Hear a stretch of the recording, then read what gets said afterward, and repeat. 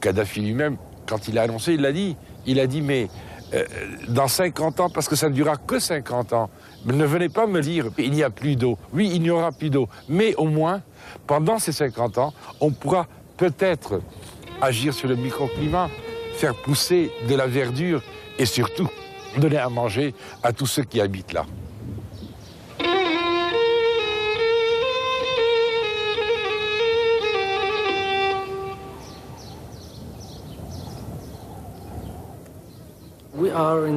Nous sommes dans la salle de contrôle de la grande rivière artificielle.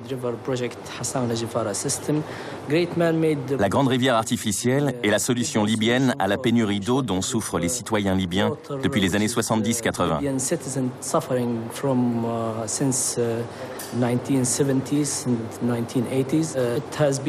Le projet a commencé en 1984 avec un débit initial de 2 millions de mètres cubes par jour.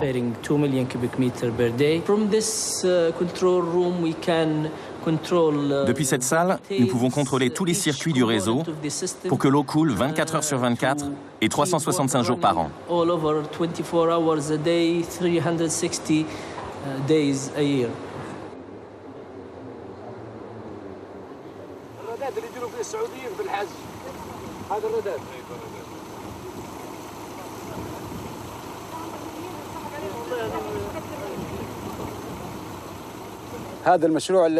Là où nous nous trouvons, il y a 2 ans, c'était une étendue de sable, c'était le désert. Nous sommes entre la côte et la montagne, à 60 km de Tripoli approximativement.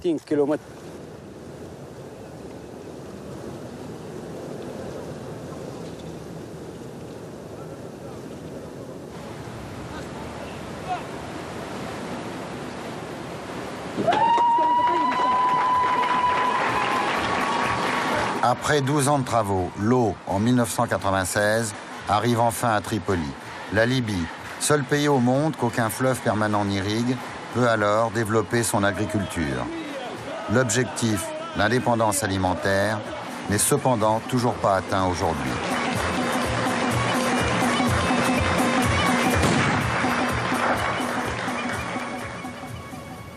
Nous sommes à la limite des 3 frontières là. Nous avons la Tunisie. Ce petit bosquet qu'on voit, c'est là précisément où les Français, à Borges-le-Bœuf, ont maintenu pendant 3 ans Bourguiba, le père de l'indépendance. Là, on a l'Algérie. Voilà le poste, voilà la bâtisse qu'on voit.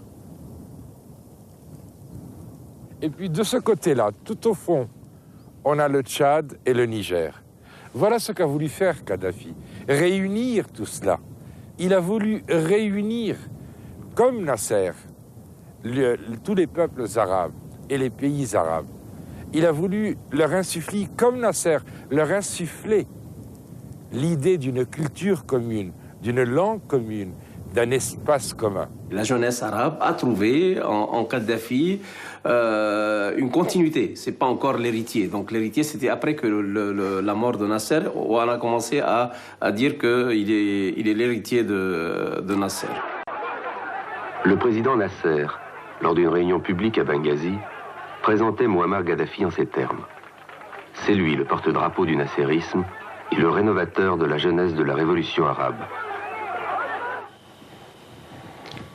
Nasser is a leader for all the Arab nations. Nasser est un leader pour tous les Arabes. But I'm just in Libya. Je suis simplement un Libyen. Simplement un soldat.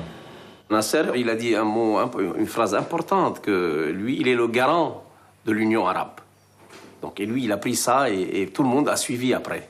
Kadhafi était innocent et il était aussi naïf à l'époque. My life in the political, in the activity, Mon expérience dans la vie politique is just a few months. Est trop fraîche. But I can't. Je ne peux pas préjuger l'avenir. Donc, lorsqu'il voulait faire une union avec Bourguiba, par exemple. Ouais. Ça ne passe pas, c'est pas la même chose, c'est pas le même bord, c'est pas les mêmes idées.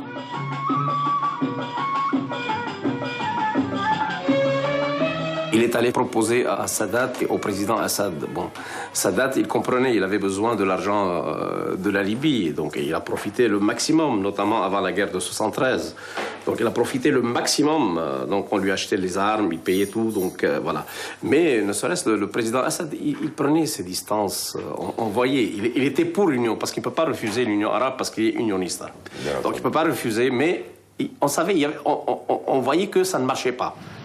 Mais les régimes politiques dans les pays arabes ne sont pas fixes, ne sont pas stables. Il viendra peut-être d'autres avec qui nous pourrons nous entendre. Kadhafi, lui, a abandonné son idée d'unité arabe. Au moment précisément où cet espace arabe est totalement éclaté. Il s'est tourné vers l'Afrique et ça marche. En Afrique, on a accepté son rôle précisément parce qu'il s'est amené avec son orientation, avec son aide, avec ses investissements. Et ça marche tellement bien que maintenant, on voit Kadhafi l'Africain et on a oublié un peu le Kadhafi arabe. Pourtant, il l'est resté. Il s'aperçoit que l'Afrique pèse en tant que réalité et en tant qu'entité plus ou moins.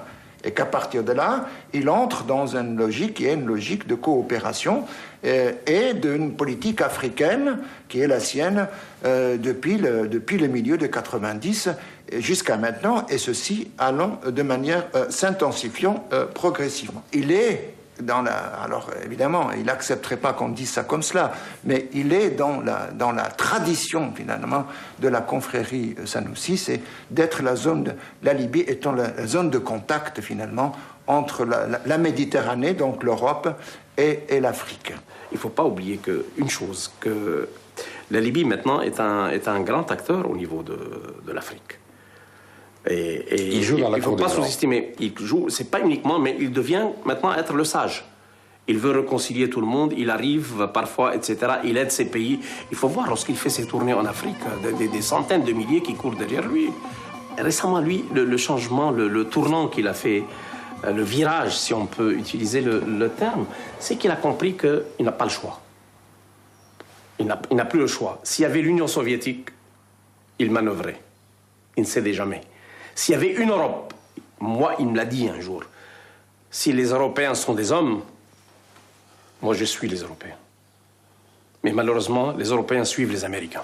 Pour lui, l'Europe ne pèse pas d'un poids lourd en tant qu'institution, en tant qu'organisation régionale, par rapport au poids que représentent les Américains.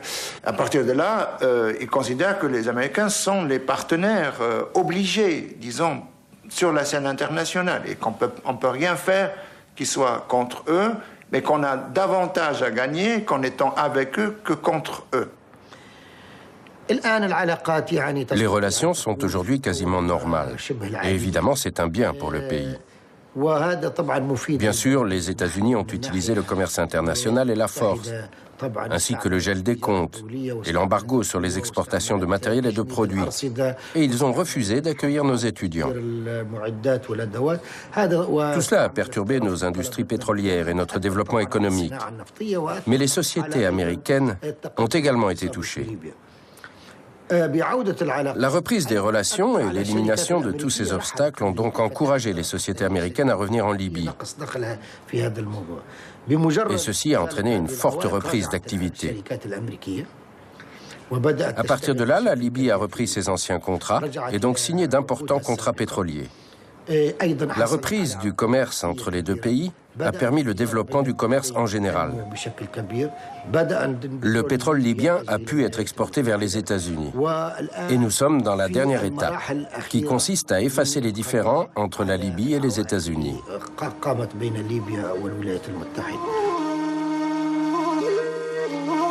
Bien qu'impliquée dans d'importantes recherches pétrolières, la France n'exploite que 1% du pétrole libyen, alors que, par exemple, les États-Unis en exploitent 20% et l'Italie 16%.